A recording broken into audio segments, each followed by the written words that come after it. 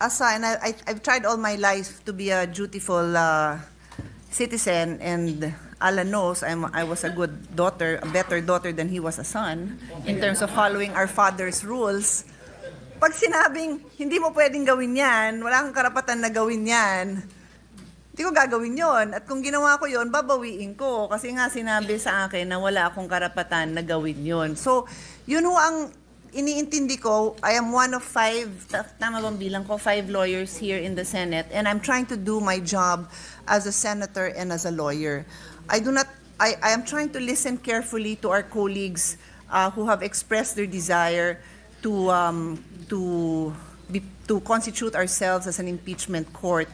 But I do not know how we can legally do that when the Supreme Court tells us we did not acquire jurisdiction to constitute ourselves into an impeachment court. We did not acquire it then, and we do not acquire it now. So how would we do that? How? And those of you who've worked with me know how hard I work to find a solution. I bend over backwards, I listen, I redraft everything para masaya tayong lahat. And of course, within the bounds of the law. How do we do that? The good senator already provided the answer by using the Senate's residual power. Kung titignan po niyo yung definition ng residual power, hindi po talaga nakasulat yung power per se. Ngunit inherent sa opisina yon, kaya tinawag pong residual power. Nung sabihin po ng Korte Suprema, this is immediately executory, wala pong ibang departamento, walang ibang opisina ang tinitingnan niya kundi tayo lamang. Kung hindi tayo gagalaw, wala pong iba na gagalaw. At mananatili pong nakahang ang isyong ito, Mr. President. Press briefing nila.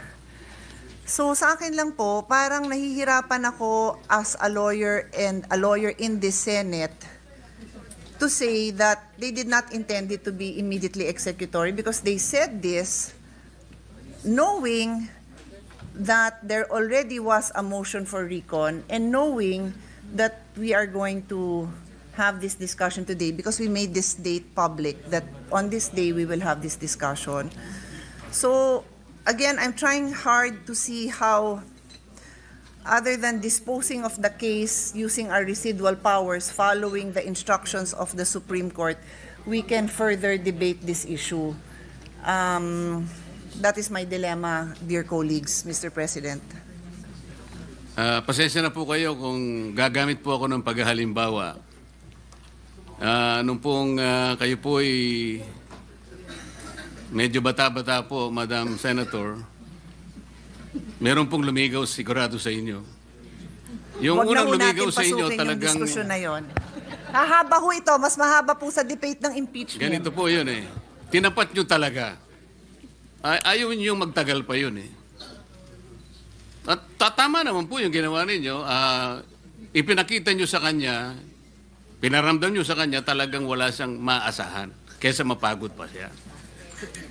Pero ang sabi niya sa inyo, ang sabi po niya sa inyo, pwede bang ako'y kahit papano'y dadalaw-dalaw pa rin? Parang nag-MR. Nasa sayo yun, but that will not change my mind. Ganun din po yun eh.